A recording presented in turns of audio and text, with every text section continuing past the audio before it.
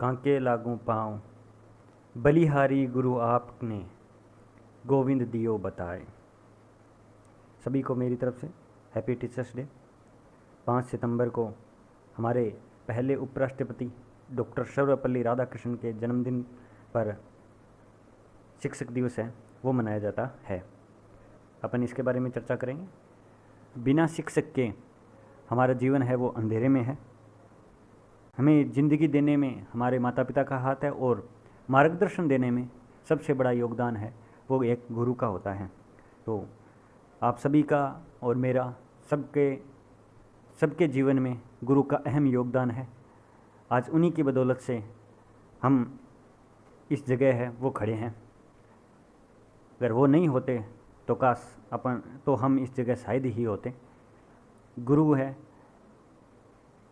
गुरु के बिना जैसे दिया है वो बिना बाती के अधूरा है, ठीक वैसे ही हमारा जीवन भी बिना गुरु के अधूरा है। तो चलिए अब अपन स्टार्ट करते हैं 5 सितंबर का करंट अफेयर। आपके सामने मैं लेकर आ गया हूँ। जितने भी करंट अफेयर के क्वेश्चन बनते हैं उसके बारे में इस वीडियो में अपन डिस्कस करेंगे। आपको बता दूं, आप इस वीडियो को अंत तक ज़रूर देखना। अगर आपको अच्छा लगे तो आपके दोस्तों के पास शेयर ज़रूर करना। और इस वीडियो की अगर आपको PDF चाहिए, टेलीग्राम चैनल को है वो ज्वाइन कर लेना, जिसकी लिंक है वो आपको इस वीडियो के डिस्क्रिप्शन बॉक्स में मिल जाएगी।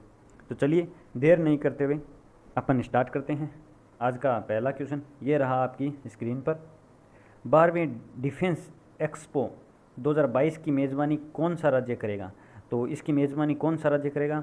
तो वो करेगा गुजरात राज्य। कौन सा राज्य करेगा? तो गुजरात राज्य है वो 12वें डिफेंस एक्सपो की मेज़बानी करेगा।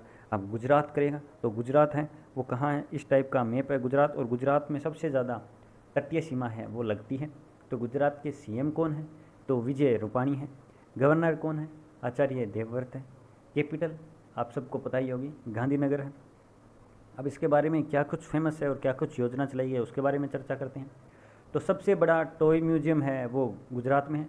किसान सूर्योदय योजना, गिरनार रोपवे का उद्घाटन, सुजलाम सुफलाम जल संचय अभियान, ये गुजरात में चलाया गया है। और सरदार सरोवर बांध है वो गुजरात में है।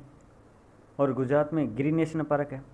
और मंदिर है सोमेश्वर मंदिर, और अक्षरधाम मंदिर है वो फेमस मंदिर है। और दुनिया का सबसे बड़ा जिंक स्मेल्टर प्रोजेक्ट है वो भी कहाँ चलाया गया? तो गुजरात में चलाया गया है।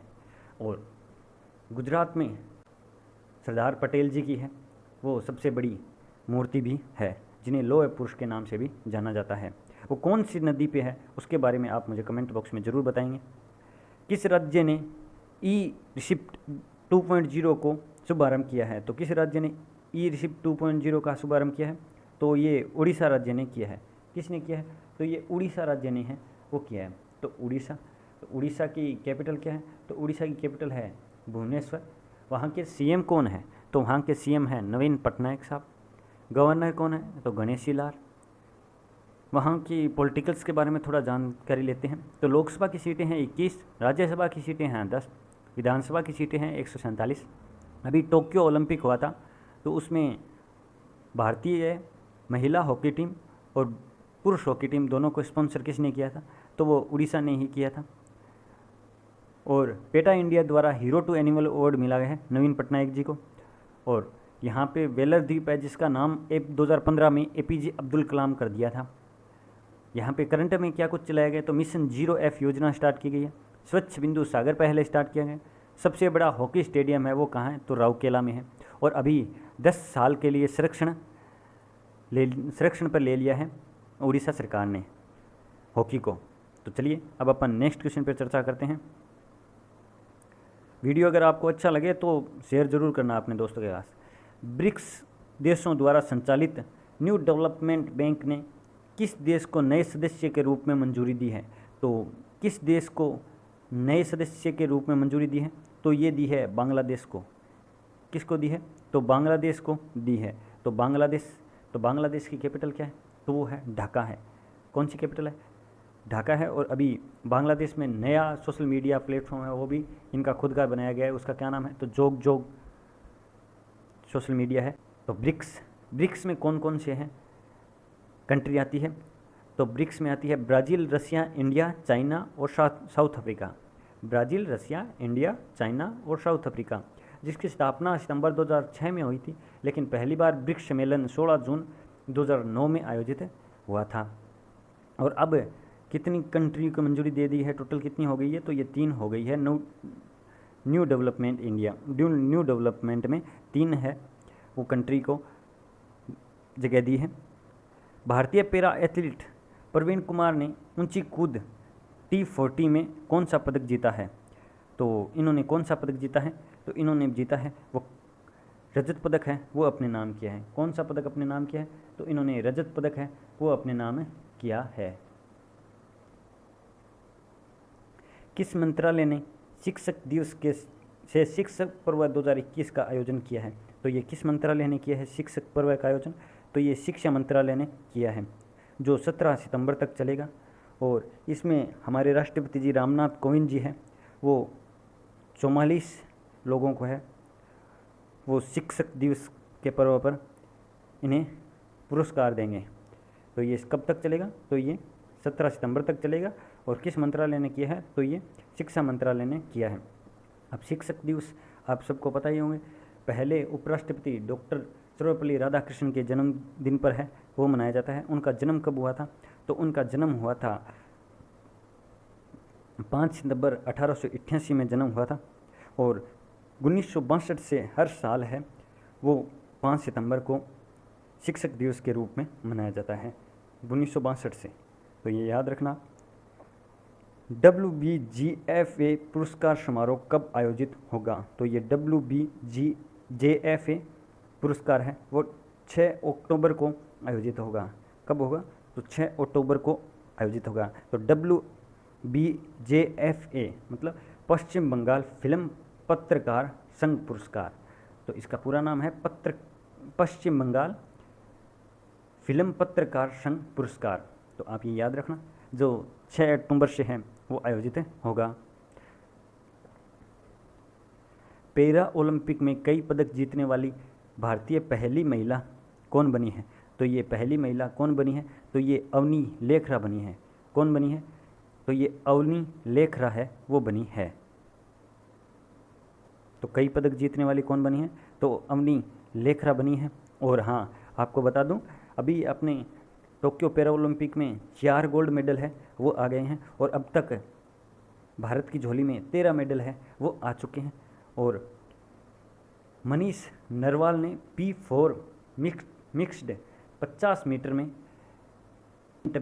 गोल्ड मेडल जीता है। और इसी इवेंट में सिंह राज ने है वो सिल्वर मेडल जीता है। और अभी 13वां पदक किसे मिला है? तो वो हरविंदर सिंह ने जीता है। किस में जीता है? तो तीरंदाजी में जीता है। तो टोटल 13 पदक हैं वो आ गए हैं। और अभी 2-3 मेडल है वो और आने बाकी हैं, तो उनके बारे में भी अपन चर्चा कर लेंगे।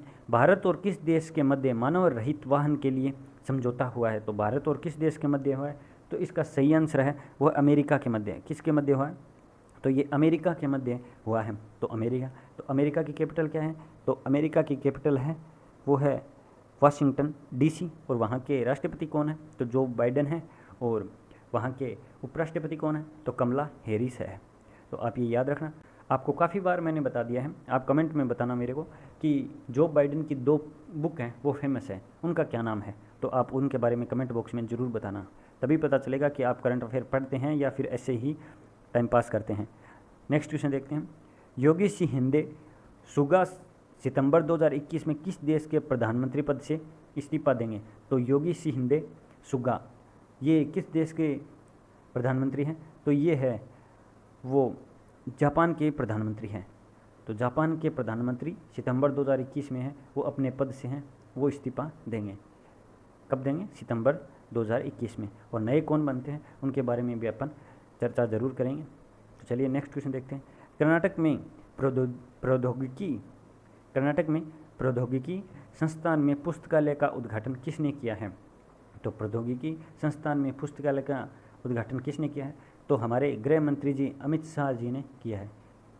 किन्होंने? अमित शाह जी ने किया है। तो कहाँ किया है? तो ये कर्नाटक में किया है। तो कर्नाटक के बारे में जानते हैं।